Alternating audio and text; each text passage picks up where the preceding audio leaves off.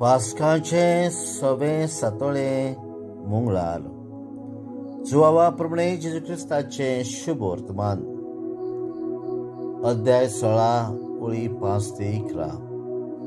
जेजून आपल्या शिष्यांक म्हटले, आता हांव म्हाका पाठयला ताचेशी वेता, तरी तूं खंय वेता काय म्हूण तुमचे भितरलो एकलोय म्हाका विचारिना।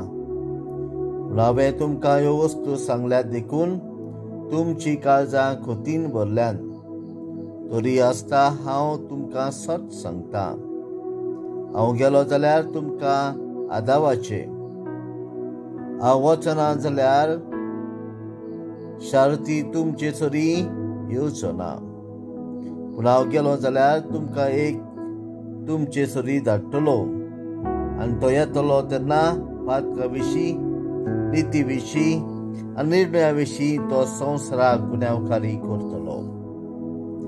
पातका विशीं कित्याक तांणी म्हजेर विस्वास दवरलो ना, नीती विशीं कित्याक हांव बापाशी वेता आनी तुमी म्हाका आनीक पळोवचे नात, निर्णया विशीं कित्याक ह्या संवसाराच्या अधिकाऱ्यांचेर कास्तीचें फर्मोण पडले।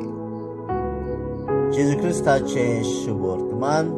वाखांडी तुका क्रिस्ता।